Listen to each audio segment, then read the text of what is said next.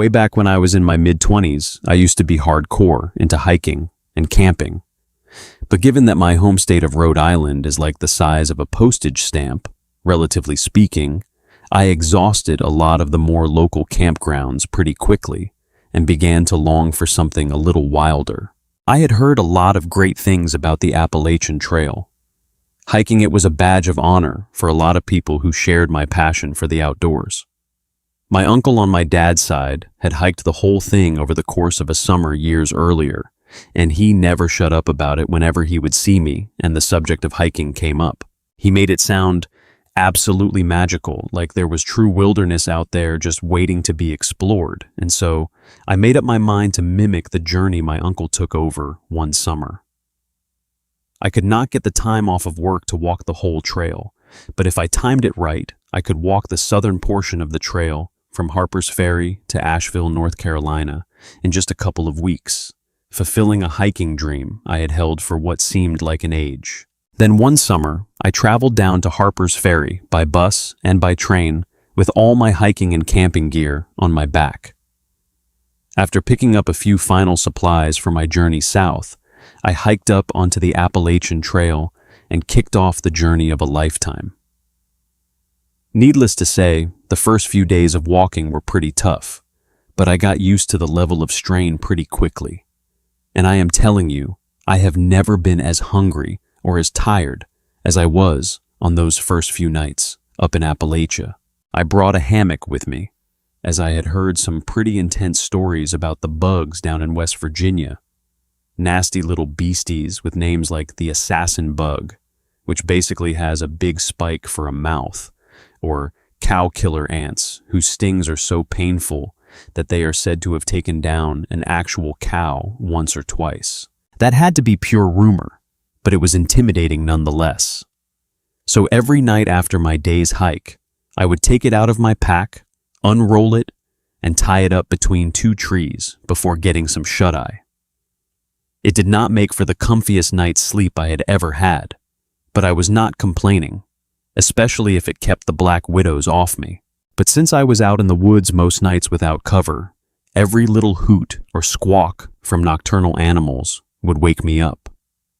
It was irritating, sure, but it was part and parcel with being out there bonding with nature. So this one night, I woke up pretty sure that I had heard something rustling in the leaves close by. I shifted in my hammock, peering over my shoulder, and then felt my blood run cold as I saw this big dark shape looming over me. I froze for a moment, feeling my eyes adjust to the darkness, and I could tell that it was a person.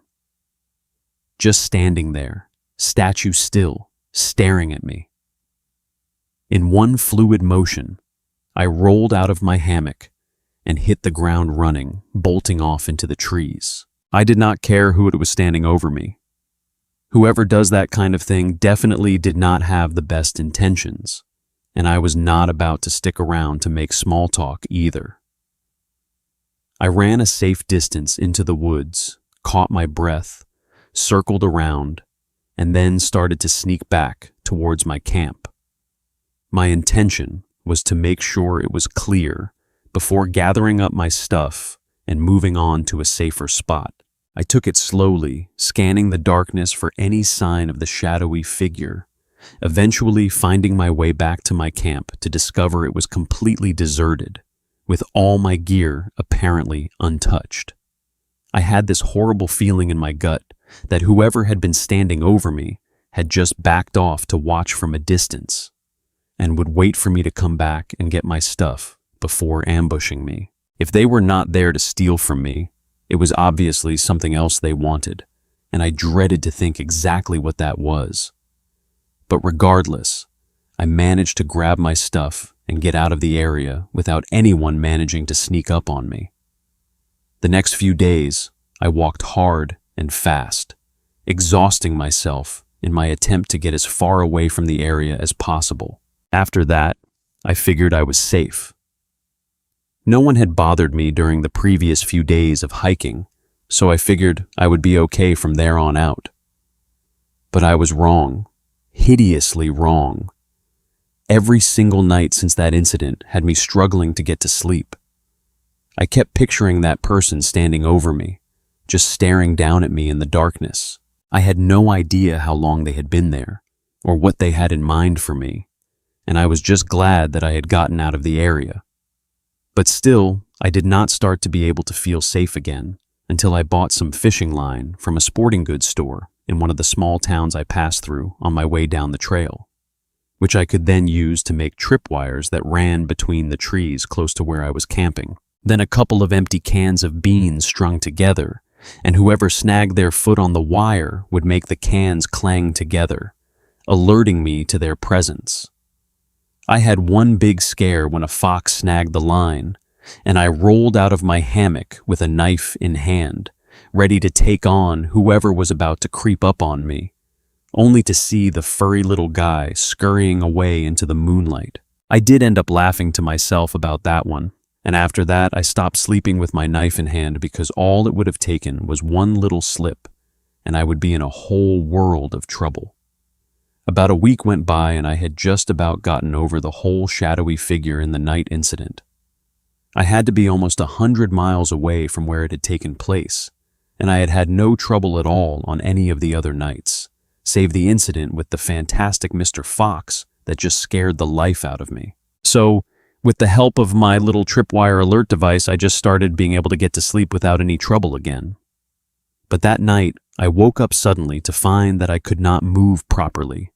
I could not bring my arms up from my sides at all, and the material from the hammock seemed to be pushed up right into my face.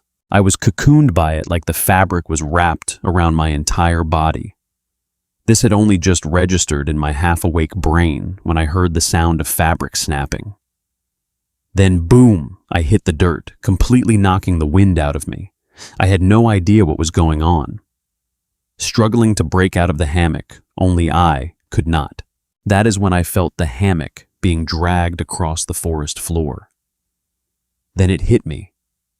Whoever was dragging me across the ground had bundled me up in my own hammock with some kind of cord, cut the ropes tying me to the tree, and was proceeding to drag me off to God knows where. I screamed at the very top of my lungs for whoever it was to let me out of there, but no one responded. All I could hear was the sound of the hammock's fabric rustling against the forest floor. I knew I had to think fast, or whatever was going on would not end well at all. Like I said, I had stopped sleeping with my knife in my hand or nearby me in my hammock because that was just an accident waiting to happen. So I had absolutely nothing handy to cut through the material and make my escape. Or so I thought. In a flash, I had an idea. A few years back, my dad had gifted his old wristwatch to me. It was a reliable old thing, but I had just one complaint about it. The little latch that kept it tied to my wrist was worn with age and was actually a little sharp from the years of use. I had managed to accidentally poke myself a few times with it in the process of picking it up or putting it on. And one time, it actually drew blood. I knew what I had to do. I unbuckled the watch as quickly as I could, which was not easy considering I was getting dragged along the ground in the pitch darkness, and managing to pinch the sharp clasp between my thumb and index finger was even harder. But still, I managed it, and when I did, I began to rake it against the fabric of the hammock. It was just as effective at cutting canvas as it was at cutting skin, and although it took a good few tries, it did not take long until I could see the subtle glow of the silvery moonlight from the other side. I kept cutting as quickly and quietly as I could until there were so many cuts that I could rip myself out of the canvas cocoon like some terrified newborn bursting out of a womb. You will have to excuse the analogy, but in retrospect, that is exactly what it seems like happened. I was born again that night. I got a second chance at living. Escaping that hammock meant life because I know that staying in it would have meant death. For the second time in about 10 days, I found myself bounding through the dark woods. Only that second time, the terror in me dwarfed what I had felt the first time around. I do not even know how I managed to escape. Assuming it was the same figure standing over me the first night, they had somehow managed to track me for more than 100 miles and sneak past my tripwires. They were a far better woodsman than me, probably physically fitter too. I just know that by the time I reached a house with its lights on, I turned to look behind me as I was banging on the door, and there was no one else around. The family who lived there were kind enough to put me up for the night after I called the local sheriff, who came out in the morning to help me retrace my steps through the woods. We found my camp, but not the hammock.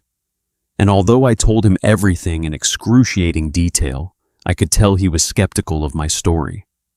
He even suggested that I had gotten lost and frightened in the dark and had just ended up jumping at shadows. Maybe even had a bad dream that seemed a little too vivid because of the lack of proper rest. But I knew it was real. Just in the way my palms are sweating writing this back, I am certain that night really did happen the way I remember it. I never did finish that dream hike. The next day I caught a bus back towards Harper's Ferry, then took the train all the way back to Providence. And I only ever told a handful of people what happened out on the trails. I figured not many would really believe me. They would just think I was telling a campfire tale or something. I did not tell my hiking uncle for the longest time. I thought that he would just gloat or whatever, tell me that I did not have it in me to do something that tough. But when I finally did share my story, I got a reaction that I definitely was not expecting. He just nodded and told me that there were some nights that he did not think that he would make it out alive either. That there are people who live up in those mountains who have been outlaws for generations, who live outside of society, outside of the natural order of things. He had had some pretty close calls himself at times, bumping into people who were not nearly as friendly as the majority of West Virginians, and sometimes seeing things that he knew well he was not supposed to see. But just what those things were, he did not seem to want to say. I always told myself that I would try my little Appalachian adventure another time, maybe when I am a little older, a little wiser, and when I have got something a little bigger to defend myself with. The trail will still be there, waiting for me. But then again, so might be whoever tried to drag me off that night. Silas Crow was raised as an only child in the small town of Pearisburg, Virginia. The townsfolk remembered his mother as a nice lady who kept to herself, earning a living in a laundry room at the Giles Memorial Hospital. But for some reason, for the first few years of his life, Silas's mother chose to dress him in girls' clothing. We can only speculate as to the effect this had on the young man, but what we do know is that his schoolmates would later describe him as something of a loner, as well as a habitual liar. He often told tales of money he did not have, or of spurious-sounding adventures he had been on. This led his peers to calling him LS, an acronym standing for Lying Silas. During his youth, Silas would often go walking the Appalachian Trail alone, finding solace in the rolling hills and deep, primordial forest. After high school, Silas earned a living doing odd jobs around Virginia. Some might have fretted at the instability, but Silas relished it, as it gave him the freedom to ramble where he liked. And just like in his youth, he would spend the majority of his spare time wandering the Appalachian Trail, sometimes disappearing for days at a time. The trail stretches for just over 2,000 miles from Georgia to Maine and attracts thousands of hikers every single year, most of which see the trail as a kind of rite of passage for serious hill walkers. Most use the trail as a means of escaping their busy workday lives, taking comfort in the peace and serenity of nature. But at times, the trails are anything but serene, and there have been a number of hideously violent crimes committed in the area. Perhaps the most infamous being the abduction and murder of Meredith Emerson by a psychopath drifter named Michael Hilton, which took place in a region known as Blood Mountain. During one spring, two 27-year-old social workers from Maine by the names of Lila Harlow and Theo Brennan decided to hike through Appalachia to raise money for a mental illness charity. On their travels, they had made friends with another hiker on the trail, but had to part ways shortly afterward. However, they had agreed to meet up in Pearisburg, Silas Crow's hometown, to catch up and grab a bite to eat together. But when Lila and Theo failed to show up to the meeting, their hiker friend became concerned and contacted the police to report them missing. Deputy Sheriff Harlan Pike gathered up a handful of other deputies and then went up onto the trail to begin the search. On the way, they spoke to a number of other hikers, asking each if they had seen anyone fitting the missing couple's descriptions. Most said no, but one group said yes, reporting that they had seen a man and a woman talking with a rather strange-looking individual who seemed to be acting in a bizarre manner near the Wapakoneta shelter, a small log structure that had been constructed so that weary hikers could rest a while before continuing down the trail. The deputies headed straight for the shelter, finally reaching it after 11 days since the last sightings of the missing hikers, and unless they were experienced in bushcraft, the chance of them reappearing unharmed were rapidly dwindling. While searching the small wooden structure, one of the deputies noticed what appeared to be a blood stain on one of the floorboards. The men then fanned out, searching the area intensively until they came across a small clearing that contained a pile of leaves, one that looked like an attempt to cover something up. They kicked away the leaves, revealing a cloth sleeping bag that had a large, heavy mass inside of it. When they cut it open, they discovered it was the corpse of Lila Harlow, the female half of the charity hiking couple. A day later, with the help of a sniffer dog, the body of Theo Brennan was found buried near a tree stump, also wrapped up in a sleeping bag. Theo had a single bullet wound to his head, fired from a .22 caliber pistol, while Lila had been stabbed several times before being bludgeoned to death. Their bodies then dragged from the Wapakoneta shelter to the spots that they were buried. Nearby, deputies found Lila's camera. They had hoped that the film might contain clues to who had murdered them, but found it had been pulled out and stolen. However, Lila's backpack was also found, a backpack which contained a paperback that was taken for fingerprint analysis. Most of the prints obviously belonged to Lila, but one set belonged to someone else entirely. Investigators initially believed they belonged to Theo Brennan, but were shocked to find that they did in fact belong to none other than lying Silas Crow. Sheriff deputies immediately traveled to Silas's home. He was not around, but the deputies had a search warrant and smashed their way into his place to make some seriously disturbing discoveries. Not only did they find bloody clothes and some items which evidently belonged to the murdered hikers, they also found a great deal of pornographic materials, and most disturbingly, some hospital instruments that apparently had been fashioned into makeshift toys. Deputies also found a handwritten note stating that he had been kidnapped and was going to be executed, but analysis showed that this had been written in Silas's own handwriting and was no doubt merely an attempt to throw the police off his scent. The race was on to find him before he could hurt anyone else. Days passed, and police had no luck in locating Silas Crow. All of his usual haunts reported that he had not been seen in days, with rangers and police scouring the Virginia section of the Appalachian Trail with absolutely nothing to show for it either. The effort was exhausting, and Deputy Sheriff Harlan Pike found himself needing a break.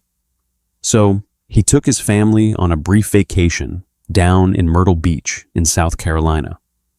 But in some bizarre twist of fate, Deputy Pike ended up getting a call from the department back home saying there had been an arrest in South Carolina of a man that was strongly suspected to be involved in the hikers' murders. An arrest in Myrtle Beach of all places. Deputy Pike hurried to check the suspect out. When he arrived, he was told that the arrested man claimed to have amnesia and could not remember his name or how he ended up in Myrtle Beach, but that he was covered in insect bites in a way that was consistent with someone having hiked the Appalachian Trail for days on end.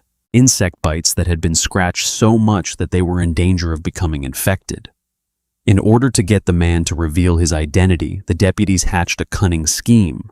They told the man that they could not get him the medical assistance he required without a medical consent form that he was required to sign. When given the form, the man scratched out a name onto the paper. Silas Crow, he wrote. The police had found their man. Silas Crow was just 27 years old when he was extradited back to Virginia on charges of first-degree murder. At first, it seemed as if Silas would get the death penalty if convicted. But in a strange turn of events, he accepted a plea bargain that resulted in him getting a 30-year sentence instead of being executed. One of the victim's fathers was an Episcopalian minister who accepted the use of the plea bargain and was generally against the idea of Silas being executed.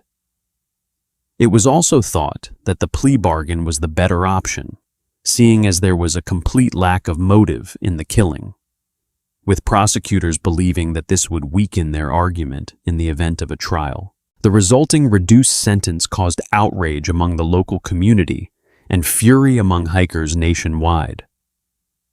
Out of a 30-year sentence, Silas Crow only ended up serving 15 and was released after reportedly being a model inmate who never caused any problems in prison. He walked out of prison a self-confessed murderer, but a free man, and returned to Harrisburg as a pariah. Silas lived with his mother until her death. After she passed, he became more and more of a recluse. Although, just like in days gone by, he spent much of his free time up in the Appalachian Trail, and on more than one occasion was spotted chatting with hikers who were no doubt completely unaware of who they were talking to. But even if they did know Silas Crow, the murderer, by his image, they may not have recognized him now. By that time, he was 54, no longer the portly young man who had been convicted of killing Lila Harlow and Theo Brennan. He was skinny, pale, and walked with a slight limp, and his time in prison had hardened what had once been boyish, smirking features. Then one spring, Silas seemed to give up on life entirely. He took all the pictures down from the walls of his mother's home, packed up a few belongings, then walked off into the woods. He took only a few change of clothes, some camping and fishing gear, and Bo, his dog. For all intents and purposes, to the people of Harrisburg, Silas Crow had dropped off the face of the earth, there one day, totally vanishing the next. But to them, it was simply one less thing they had to worry about. So barely a peep was raised. A few months later, one beautiful summer's day, two fishermen named Rhett Calhoun and Cade Langley were catching trout at their favorite spot on a place called Brushy Mountain. It was a beautiful summer's day, perfect for outdoor activities and feeling a little closer to nature. All was peaceful and serene when suddenly they spotted something coming through the trees towards them. It was a middle-aged man with a slight stoop, one who warmly waved before approaching their campsite. The man introduced himself as Ricky Vale. Rhett and Cade followed the unwritten code of Appalachia by inviting Ricky to sit and share a dinner of freshly caught fish. Ricky happily obliged them, explaining that he was starving and that he had been in the woods for weeks by that point and had not eaten substantially in days. Rhett and Cade could see that this was no lie. Ricky was pale and skinny, and the dog that accompanied him was evidently equally hungry, with its ribs protruding from its fur.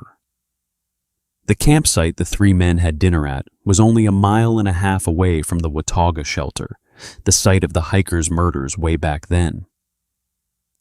As they ate, Rhett and Cade asked Ricky about his life. Ricky replied that he had graduated top of his class from Virginia Tech University and had gone on to write highly advanced scientific papers for NASA pertaining to complex new methods of spaceflight.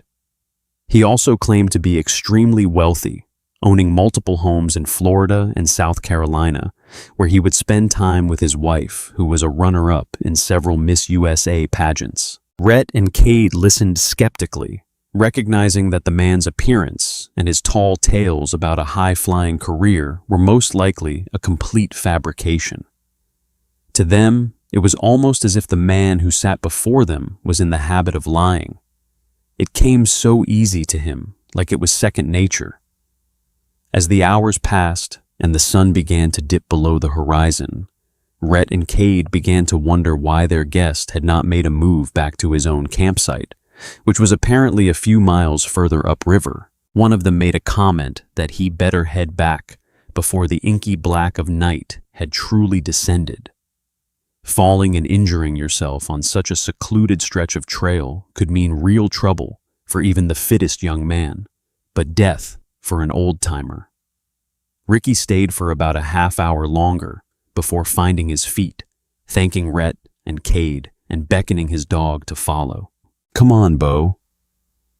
For the man's name was not, in fact, Ricky Vale. The man's name was Silas Crow, and just as he began to walk away from the campsite of his generous fisherman hosts, he pulled a .22 pistol from his pocket and pulled the trigger 4 times. The first bullet struck Cade in the temple. The second shot slammed into Rhett's neck. The men tried to run, but still the shots came. The third tore into Cade's chest cavity, while the fourth hit Rhett in the rear of his neck.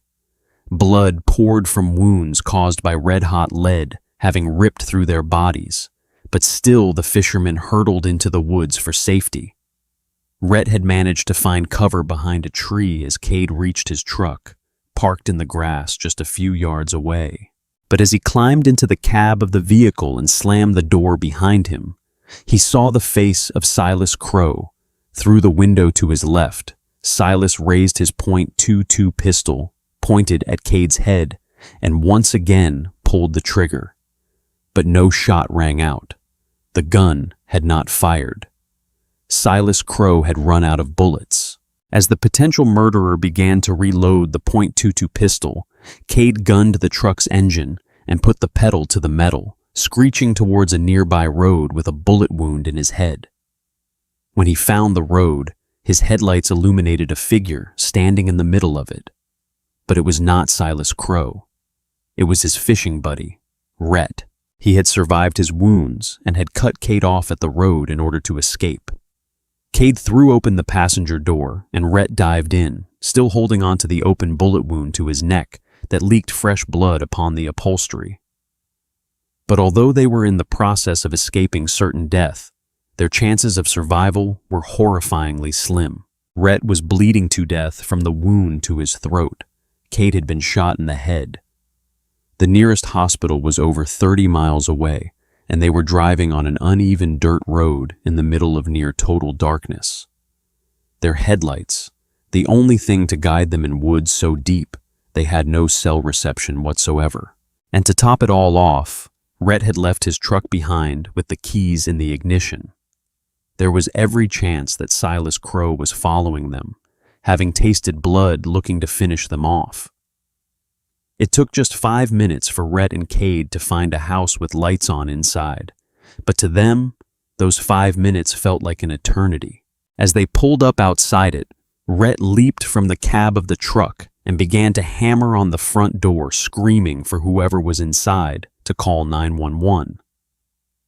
The homeowner, a woman named Hannah Greer, initially thought it might have been some kind of home invasion and was reluctant to actually answer the front door.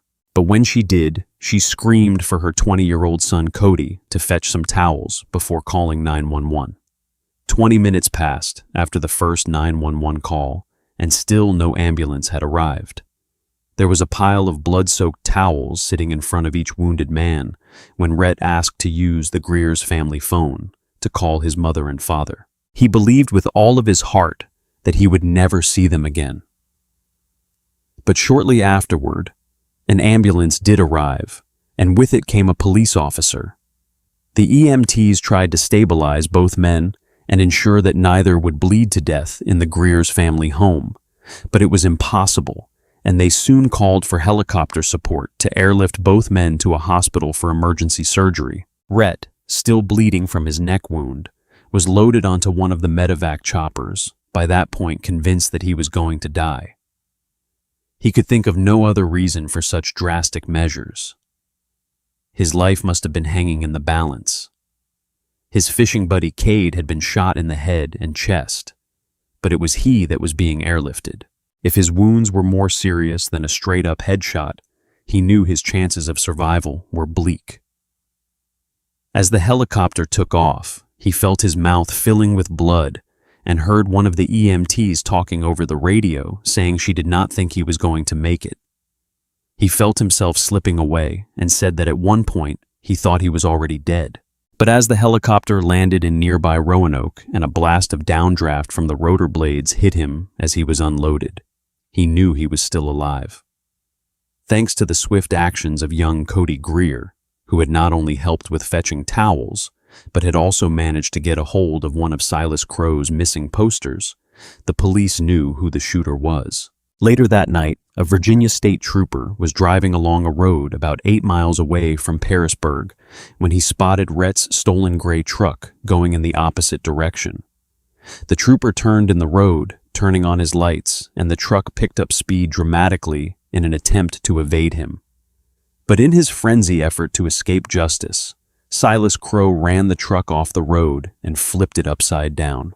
The trooper pulled up alongside the overturned truck with his gun drawn while Silas was still strapped inside of it. The same .22 he had tried to kill Rhett and Cade with lying on the ceiling of the truck cab just out of reach. The trooper caught a glimpse of Silas's eyes with his flashlight and later described them as the coldest he had ever seen. In a chilling twist of fate, the unconscious murderer was then taken to the very same hospital that Rhett and Cade had been airlifted to. And when he awoke, tried to claim the shootings were in self-defense. When Silas was well enough to be transported, he was taken to the medical wing of the New River Valley Regional Jail in Dublin a few days later. Then a few days later, a jail officer went to give Silas his dinner. But when the crazed killer did not retrieve his meal, the officer called his name once, then twice, but there was no answer. The officer went to unlock the cell door, finding Silas lying unconscious on the floor in front of him. Medical staff hurried to revive him, but their attempts were in vain, and shortly afterward, Silas Crow was pronounced dead at the age of 54 years old. Forensic analysis showed that there were no obvious signs of foul play. There were no marks on his body whatsoever, and in all likelihood, Silas had simply died of natural causes. So distraught at the prospect of spending more time in prison, so disappointed that his victims had survived the attack and deprived him of the thrill of killing, that he had simply given up on living. His funeral service lasted just 30 minutes, and to avoid any angry displays by the local townsfolk, the service was only announced after he was buried. Silas was buried next to his mother, while his dog, Bo, scratched in the dirt during the graveside ceremony. You may be pleased to hear that Bo has since been adopted and given a home with a loving, caring family who feed and walk him regularly. Perhaps the most terrifying thing about Silas Crow is that it seems that there were absolutely no motives to his murders. Rhett and Cade could well have been the kindest people Silas had met in his entire life. Two people who shared food and warmth with a total stranger, owing him nothing, but giving nonetheless. In return, Silas tried to take everything from them in a sneak attack that changed both men's lives forever. It seems that Silas killed simply for the sake of killing, because it thrilled him, because it made him feel powerful.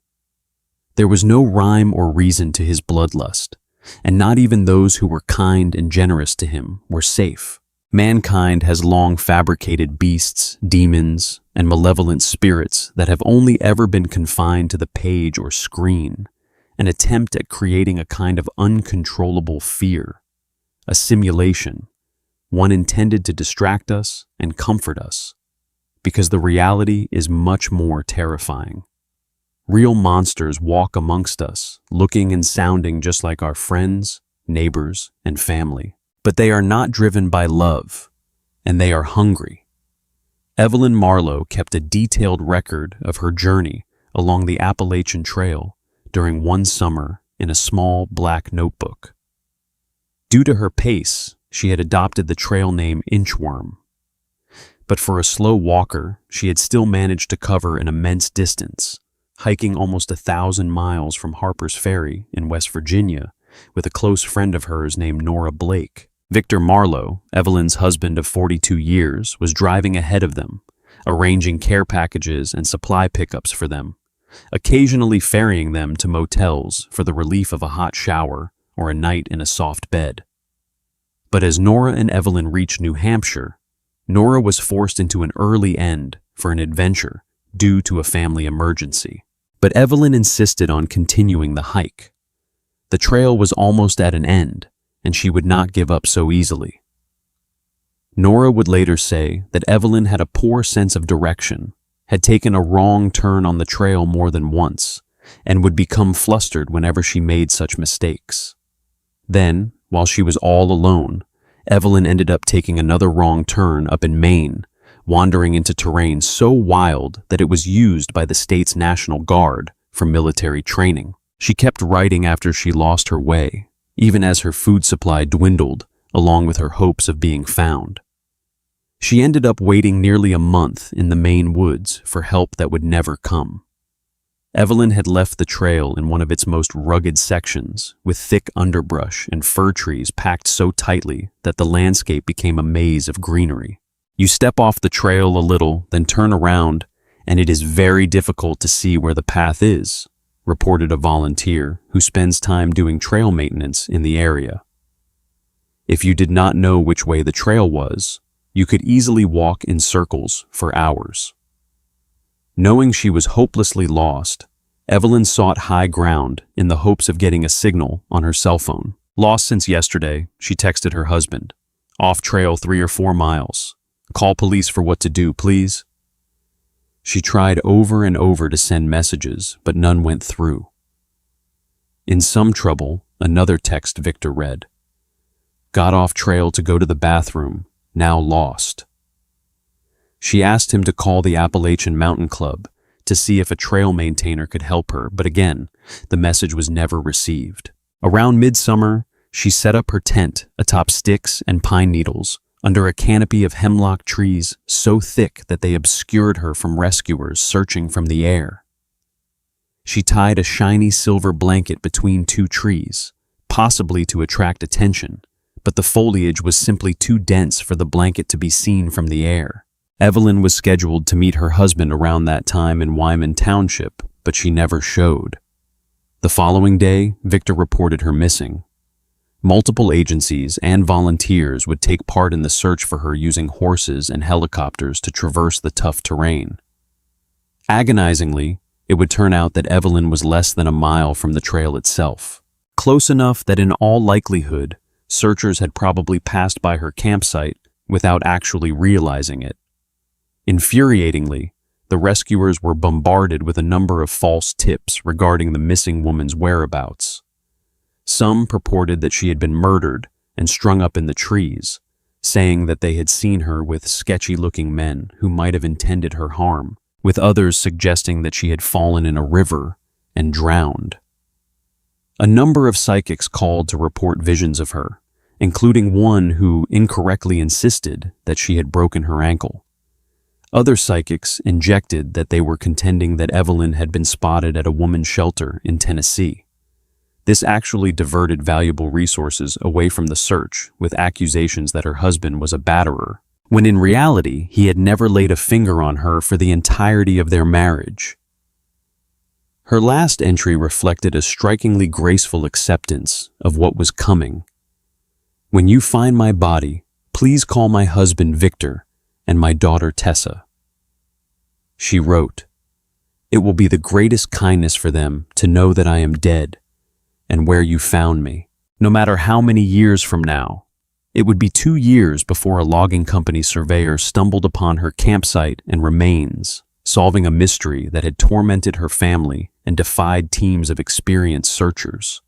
Ms. Marlowe, a retired nurse from Tennessee, had survived a month on her own, longer than many old backwoods hands thought possible, before dying of exposure and starvation. Her dead body was found still inside her sleeping bag in a campsite that she had kept tidy until the day she passed away.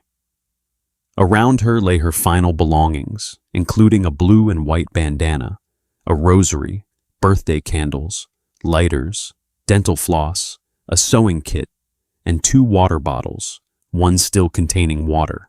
2 weeks after she was found, Evelyn's family visited the area in which she tragically lost her life. They left a white wooden cross decorated with messages etched in black marker, one written in a child's handwriting saying, "I wish you were here." It is quite simply terror-inducing that even in a country as populated and settled as the United States, a person can still go missing on a simple mountain trail and vanish almost without a trace, only to be found months later having starved to death in a country where there is such abundance of sustenance and civilization. Humankind has tamed more and more of America since the nation's founding, but it seems that some particular areas of the country will always be wild. Hi everyone, my name is Lena. I am Malaysian, and I spent 1 summer in the United States as part of a summer school program at Virginia Tech University. There were lots of extracurricular activities too. I mean, what else were we going to do with our spare time? So I got to know a lot of my classmates rather well while doing all sorts of cool things with them. One of the most amazing things I got to do while I was there was going hiking up on the Appalachian Mountains. I managed to get some pictures of the most stunning views I had ever seen in my life, and walking those hills will remain one of the most memorable times of my entire life. But I will never forget my time in the Appalachians for another reason too, because it included one of the most hair-raisingly terrifying experiences of my life, one which left me shaking for the amount of adrenaline running through me. So, at one point, we are taking a break from hiking, eating some snack, and taking some sips from bottles of water that did not manage to stay very cold for very long. I am chatting with my best friends on the trip, Felix and Ela, when we hear some rustling in the foliage next to us. The next thing I hear is our guide whispering, "Do not move. No one move a muscle." They had been confident to the point of cockiness on the trail up until that point, a real outdoorsy manly man type. But hearing the fear in their voice made my blood turn to ice, which was no small feat on such a hot day. I did as I was told. I did not move. I just sort of shifted my eyes in the direction of the rustling, and when I saw what came out of the bushes, I could not even scream. I was so scared. It was like I had been turned into a stone statue, albeit one that trembled uncontrollably with fear. It was a bear. A black bear, and it was walking right towards me. I suppose it had been attracted to the smell of our snacks. From what I understand, black bears do not have the best eyesight, but they do have an incredible sense of smell. And even though we were not cooking any food, it must have been close enough in the area to be able to pick up on the scent. I stayed as still as I could as it walked up to me, but when it stood up on its hind legs, I swear my heart nearly stopped beating altogether. I had no idea they could do that. I kind of knew black bears were smaller than grizzlies or polar bears, and that they were considerably less aggressive too. But oh my God, that thing was not small when it stood up like that. I swear it was almost 6 feet tall. I was trembling and holding back whimpers of fear as it started to sniff at my hijab, knowing that if I made one wrong move, if I did not keep my cool and stay perfectly still, it may just maul me to death right there and then.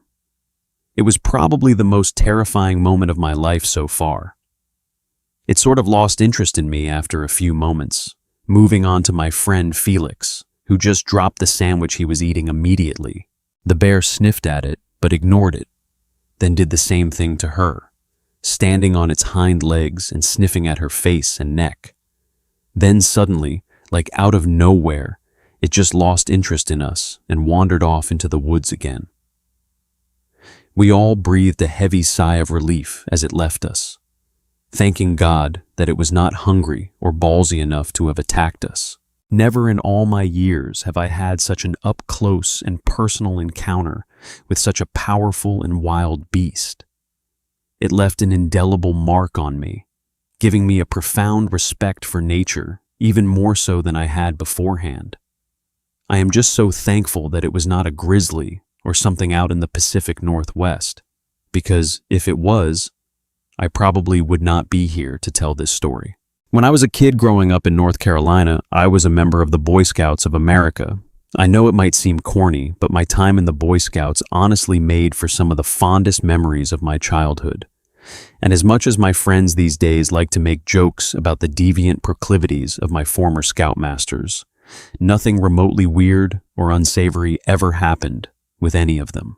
There was a lot of fishing, camping, fieldcraft, and community service. Just some good old-fashioned wholesomeness that gave my parents a break from me from time to time. Well, all except for this one time. So, one summer, my scout troop goes on this big camping trip up into the Smokies. For those unfamiliar with the term, the Smokies or Great Smoky Mountains are a part of the Greater Appalachian Mountains and are also home to the Great Smoky Mountains National Park, one of the most highly visited national parks in the country. The name Smokies comes from the natural fog that often hangs over the mountaintops, appearing as large smoke plumes from a distance and originate from organic compounds that are exhaled by the local vegetation. But excuse the high school science lesson, I will get on with it. So, we are up in the Smokies, having a good old time when one night, while sitting around the campfire after dinner, one of our Scoutmasters decides to tell us a creepy campfire tale. He starts telling us the story of Utlunta, which is the Cherokee name meaning spear finger, or one with a pointed spear. Spearfinger supposedly lived in the western part of North Carolina, right up in the Smoky Mountains, where we were camped at the time. And her name referred to the long, slender, sharp finger on her right hand, which she used to slice up her child victims, whose livers she ate raw. As legend has it, she apparently clutched the stony skin on her right hand tightly because her heart was actually hidden in her palm there. Our Scoutmaster goes on to tell us how, because Spearfinger's skin was made of stone, she was invulnerable to the arrows of the Cherokee, and her footsteps sounded like thunder as she walked along the mountainside. Whenever her deep voice rumbled around the hillsides, it would scare all of the birds away, a warning sign to those she was hunting as she sang her favorite song, Uve la Totsiku, or Liver I Eat.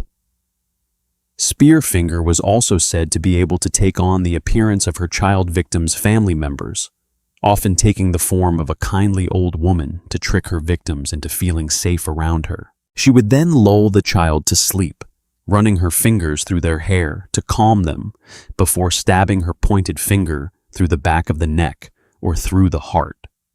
She would then rip out the livers of her victims before feasting on them, leaving her mouth ringed with fresh blood. Needless to say, by the time our Scoutmaster had finished telling us the story, we are all completely and utterly terrified, and only managed to stop freaking out once he gotten out his old guitar and sang us a few songs. But that night, while back in my tent with a buddy of mine, I found myself totally unable to sleep. I kept imagining that if I did, Spearfinger would come, rip my tent open, and stab me in the heart with her long, sharp, stony finger, all before tearing out my liver and eating it. Then, right as I was about to drift off to sleep, a bright light lit up one side of our tent. I was completely frozen in fear for a moment, whispering for my sleeping buddy to wake up, and I was totally unable to rouse him. I carried on staring at the side of the tent, wondering where the bright light was coming from, as it seemed way too intense to be from someone's torch. And then I just about let out a whimper of fear when I heard a hissing sound and saw a shadow passing over the fabric of our tent. I called out to them, asking who was there, but no one said a thing in response. And there was just another faint hissing sound as the figure seemed to creep closer and closer to our tent. Then I saw the figure raise a hand and almost choked in terror when I saw a single, long, pointed finger and a hissing voice whisper, "Wela Siko." I screamed, ripping my way through the front flap of my tent and tearing it around the campsite, screaming at Spearfinger. "Spearfinger, she's come to eat my liver. Please, God, do not let her eat my liver." I expected the rest of the camp to start screaming too, to burst out of the tents in terror, or to maybe just stay inside them in the hopes that Spearfinger might pass over them. And do not get me wrong, there were a couple of other cries of fear that accompanied my own, but the sound that made me slow to a stop and peer around in confusion was the sound of laughter. When I looked, I saw another one of the scouts, this kid named Quincy, and he was just about bent over in hysterics with a long, slender twig tied to one finger. I must have been boiling with rage at that point, but Quincy just thought that that was extra funny, waving the long wooden twig at me and making that same hissing sound again before bursting into laughter. I swear that was probably the most scared and embarrassed I ever was during my entire childhood. And all because that little idiot Quincy decided to pull a prank on me. Ever since then, I have never been able to hear the words Smoky Mountains without remembering that Boy Scout camping trip, even if it does make me kind of smile now these days. But what does not make me smile is seeing liver in the deli section of a grocery store, because all I think about sometimes is the idea of Spearfinger hushing a child to sleep, stroking their hair, singing them a little lullaby with a voice of their grandma or favorite aunt, all before ripping out their liver and feasting on it with their stony skin lips ringed with dark, fresh blood. Hey friends, thanks for listening. Click that notification bell to be alerted of all future narrations. If you got a story, be sure to submit them to my subreddit r/Let'sReadOfficial and give and receive feedback from the community, and maybe even hear your story featured on the next video. And join a live stream to catch an invite to my Discord. And if you want to support me even more, grab early access to all future narrations for just $1 a month on Patreon, and maybe even pick up some Let's Read merch on Spreadshirt, and check out the Let's Read podcast, where you can hear all these stories in long compilation form and save huge on data. Look at it anywhere you listen to podcasts. All links down below. Thanks so much, friends, and I will see you again soon.